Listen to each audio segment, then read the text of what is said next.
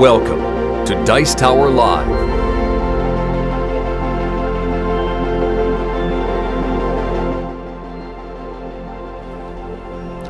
Hey everybody, I'm Tom Vasel, and welcome to the last live top 10 this week. And the last live one, I think, for a while. We have no more scheduled except for the possibly best-selling games of 2018, because it's time to talk about 2019. I've been working all day today reviewing games, mostly from 2018, although I guess I reviewed one of the first games from 2019 yesterday, Wingspan. A lot of people seem to be interested in that game. Today we're talking about top 10 kids games from 2018. Now this is an interesting subject to me for a couple reasons. I get lots and lots of emails from people saying, what are the best kids games at any particular time? And then when I do a video about kids games, usually people aren't as interested in them. This is probably going to have the fewest views of my top 10 list. But I'll tell you what, people ask me whether 2018 was a great year or not, and that's going to be in the cards for the future. Will 2018 be considered a great year? But I think 2018 is the best year for kids games ever. Period. I got 10 pretty cool games I'm about to talk about, but the top 4 are phenomenal. They're all good, and they're all interesting, but the top 4 just blow everything else away. So, we're going to take a look at these games. I think I'm ranking these games as based for kids. Some of these games might be better with other ones. And there's a couple games that I left off the list because I consider them to be family games over kids games. Just so you know, they're not here. Fireball Island is a family game. It's amazing with kids for sure. All right, but I wanted to put on kind of more of a kids direction here, but Fireball Island would certainly fit the list. And so would Grim Forest. But that is a little bit more take that than I would want in just a kids game. So let's start with the top 10 kids games of 2018 with number 10. So number 10 is a silly little game about blocks and putting them together. My kids tend to really like emojis, and this game has that in spades, and that's Cubies. So Cubies is a game in which you have these little wooden blocks. Each person has them. It shows you a funky little face, and then you have to put your blocks together to make that face with different eyes and mouths and stuff. That works really well. It's fun. The kids like the silly faces that it makes, and there's actually some logic into, okay, if I put this block this direction, there's a double block. How do you put the blocks together in which way to make the faces? Simple, silly little game. And number 10 is Cubies. Now, number 9 and number 8 are technically, according to the Board Game Geek database, not 2018 games, but I'm pretty sure that both of them came out with their English versions this year. So I'm counting them both as 2018 games. The first one, number 9 here, is the Kinderspiel winner this year from Haba Games. If you're ever wondering what's a good game to get kids, Haba is a pretty safe bet, and that's Dragon's Breath. So Dragon's Breath is a game where kids are kind of banking on what gems are going to fall off of this rainbow thing. So you have these rings that you place here with a bunch of gems in, and players are going to guess, like I see a lot of yellow there, so I might say I think yellow gems are going to go. When you take a ring off, some gems are going to fall. They might fall in these holes, which means they don't get you points, but otherwise if they land there, you're going to get points for each one that falls. So you're trying to collect gems. So it's kind of an interesting risk assessment. Otherwise they fall into the box. It's a pretty neat storage thing. The whole thing looks really pretty. It is a really cool game that doesn't require a lot of thought. You can literally have a kid say, I'll take blue. And maybe blue, you don't see hardly any blue, but maybe a couple blues will fall off anyway. Very simple game, Dragon's Breath. Now here's a game that I think, number 8, is, we have 5 senses, and most games use sight, but not all of them use sound. Well, the next game definitely does do that, and that's Hear Me's. All right, so Hear Me's, you have a bunch of these little twerpy guys, Hear Me's, and you're trying to get them. But how do you get them? You're using sound to do so. So players have a scratch pad and a wooden dowel. And what you're doing is you're going to be making these shapes, and players are listening to the sounds that you make, and then they're going to pick which shape it is. That's very clever, first of all, to use sound in that way. So you're using sound and listening on the lines and the dots and things. and it works really well. I like any game that kind of pushes something different, a tactical sense or sense of smell, and this one is hearing. So my number 8 is Hear Me's. Now number 7 is the only solitaire game on my list, but this is a game that you may not have found. It's almost, I guess, not a game per se. Well, kind of, it's a game. And that's Hocus Pocus, The Legend of Grimm's Woods. So this is a big thing these days, to have these books that you go through, choose your own adventure, but this is like a graphic novel. So when you play this game, it looks like this, right? And here at the beginning, you go to 100 if you choose to be Pocus, or 200 if you choose to be Hocus. And so you're going to go through and be these characters through the book. And when you get to different locations, so here's a location, for example, and so if I want to go that way, I'll pick 21. If I want to go that way, 36. And there's like little things you can write down to keep track of your stats and things. And so it's a game trying to go through and win the game. Now this one is certainly easier than the adult versions of that, but it is a really cool one, and kids are really going to get a kick out of it. All my kids went through this book here. I think all of them did separately. They all had a blast. I think some of them went through and played as Hocus and as Pocus. But if you wanted to give your kid something that makes them just think, this is certainly really cool. And that is Hocus Pocus, The Legend of Grimm's Woods. All right, number 6 for me is a game in which you're trying to figure out which racer is going to be first. And this is Jungle Race from Cranio Creations. Hear my motor roar. There's a bunch of animals here who are all going to be racing down a track together. And what players are doing in this game is you're going to get a bunch of cards, and you're going to be playing these cards to move your racers up and down this line, mostly up the line, right? And then at the end of the game, the number of cards you played for each racer will get you points equal to their position in the race. And so you've got to figure out what's the best time to move that card. There's a lot of games like this, Formula Motor Racing, etc. But this one definitely is geared towards kids. It has almost Richard Scarry style illustrations in it. I like it a lot. A little cool game that is Jungle Race. All right, number 5 is a dexterity game. There's a lot of those for kids, but this is one of the best ones that I have seen. Really fantastic game called Pool Party. So Pool Party, I mean, of course, we all like to have a pool party here in Florida. We can have a pool party any month of the year, ha ha ha. But in Pool Party, it comes with this device here. So it's on a spring, and there's this device that's kind of swaying around a little bit. You have these cards that you are kind of flicking or launching and have them land in there. So there's a lot of games where you launch stuff to land in the thing, right? But if you land them in there, every once in a while, this thing might go, and some people fall out of the pool. Probably not a good idea in real life, but in this game, it's hilarious. This is a really fun game because you might be really good at snapping these things into that, but it still might dump some of them out, and then everyone else still has a chance to go. This was a really fun, cool dexterity game from Blue Orange Games. Highly recommend it. Pool Party.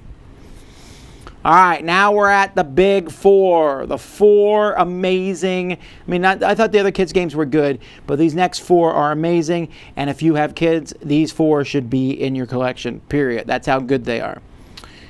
And it's going to be tough because some people are going to think my number 4 should be my number 1 or whatever. But number 4, an amazing game, an amazing experience time I had playing with my younger children, and that is Stuffed Fables. Stuffed Fables from Plaid Hat Games is a game in which each of you is playing one of these stuffed animals who is basically a toy of this little girl. This little girl has nightmares with these evil, nasty creatures coming, and you need to fight them off. It's essentially a role-playing game for kids, but it's done so in a book, in a fairy tale setting. It never gets too scary, but it definitely has a sense of danger that kids need to go through. It teaches lessons.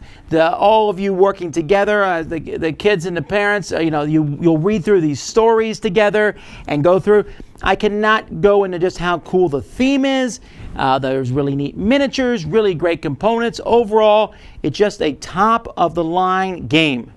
Again, games 5 through 10 are great, but jumping to 4 here, we're jumping into one of the best kids games of all times. Now, this one definitely probably needs a parent to go through the game with the kids together, but it is amazing. Highly recommend it. Stuffed Fables. Number 3 Someone said Richard Scarry is pronounced Richard Scarry. That might be right. He used to find Goldbug in his books. Yeah, I used to look for Goldbug on every page when the pig's family took their vacation. All right, number 3.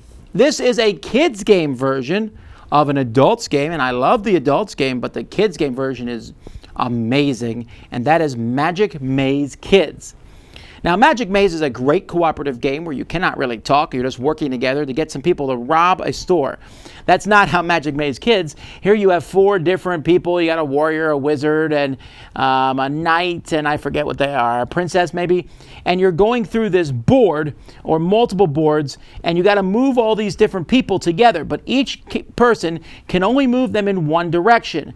Each of these different creatures has a special ability, and you need to accomplish a certain goal. They need to get to different spots on the board. With different boards and with the different starting setups, this game just works extremely well. It really promotes cooperation. Now, in the adult version, you can't talk. In the kids version, you can, although you can play a variant where you can't talk and get them to that point. But this game really gets kids to say, hey, you need to move that guy, then I'll move him, and you problem solve together in a very fun, really high-quality component game. Really like this one, and I have a mega map for this one, which I still haven't played with the kids yet, but we need to try that out. So that's Magic Maze Kids. Number 2 is one of the coolest things that you can get for your kids, if you have kids, is a box of Rory Story Cubes. I think I have that. Well, it doesn't matter. Rory Story Cubes are used in this next game, Untold Adventures Await. Now, this comes with a back of Rory Story Cubes. I think I have a picture of them. Does the next slide have a picture of Rory Story Cubes? Yeah, so we'll come back. Rory Story Cubes, you can buy these, and they just come with these 9 dice, and you roll the dice and make up stories about them. All right, so go back to the other slide. On Untold Adventures Await, this comes with those cubes. I mean, you can add more of the Rory Story Cubes. And together, kids are making up a story, a plot line, a episode of a TV show, and they're using these dice to show who the protagonist, the antagonist, the things you have to overcome. It actually teaches you some basic plot writing devices. This is the problem here in the story. This is how we solve the story. Oh no, the solution we tried didn't work. Why didn't it work? And together, you and the kids will make marvelous stories. They are kind of ridiculous, but they are a lot of fun. It's super silly, and it has this plug-in thing where if you want to put in more of the Rory Story Cubes, you can. If you want to really push your kids' imagination, then this is definitely a game to do so. Highly recommend it. Again, if you have kids, this is one I'm just say, why are you waiting? Go get it. That is Untold Adventures Await. And number 1.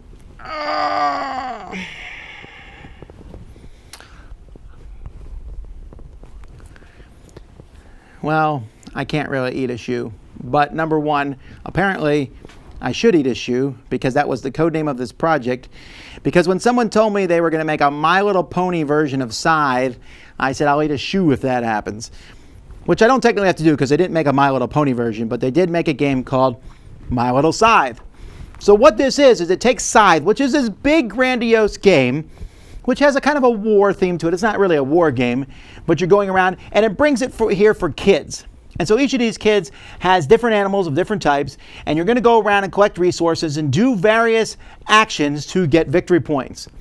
But what makes My Little Scythe so amazing? Well, A, the production. Production's off the charts. So just rocking production.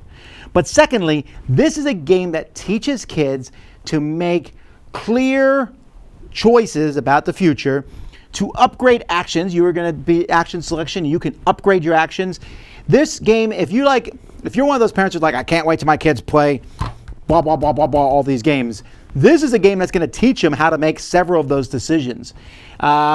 So, you have these 2 different animals, and you're going to go around, you're going to collect resources, turn those resources in. You can help somebody else at the table for benefits of yourself. So it kind of teaches kids that give and take. You have, like I said, you have these different actions you'll be choosing, but you can upgrade those and have a unique action no one else does. There are multiple paths to victory. It's all done very quickly. This game is great. Now, for me, I'd rather play Scythe. I'd rather play many, many other games.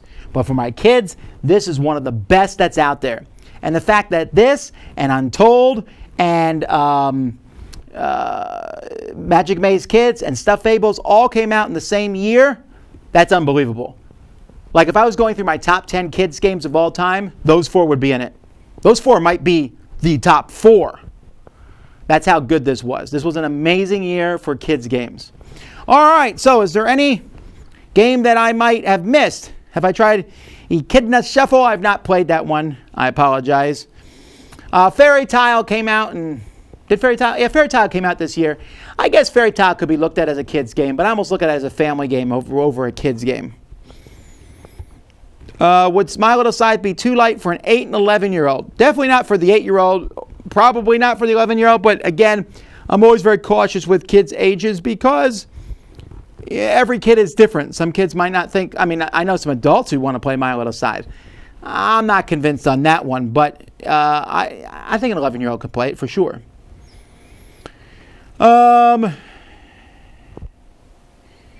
The difference between family and kids. Well, family game is a game that I enjoy playing a lot also. I think, and I could play, and I would play it without kids. None of these top 10 kids games I would probably play without kids. Maybe Pool Party if I was in a silly mood. But I wouldn't play Stuffed Fables or Magic Maze Kids, or Untold, or My Little Scythe without kids. With kids, though, they are top of the line. Fireball Island, I'll play with a bunch of other adults. So I consider that a family game. It's very nebulous, I guess. Concept Kids, I have not played yet. I think I have a copy of Concept Kids in the palette coming from Essen, but I just haven't got a chance to play it yet. Catch the Moon, that's a pretty good game, but that's a dexterity game, and that's one I would play with anybody, not just kids. Alrighty, well, that's pretty fast, I guess. It's Friday. I hope you guys are having a fantastic week, and I hope that you have a fantastic 2019. So what's coming from the Dice Tower? I got some reviews going up. I think some just launched a couple minutes ago. I got more reviews going up tomorrow and Sunday, of course. Board Game Breakfast and Weekend Review will be coming on Monday. Our live Q&A is going to be delayed until Tuesday. Maybe not. We'll see. Just keep an eye out for when the live Q&A is. It may not even be me this week. So that's pretty much all I got. So, folks, thanks again for watching. If you have kids, you definitely want to check out these games. Until next time, I'm Tom Vasel, and this has been the Top 10 Kids Games of 2018.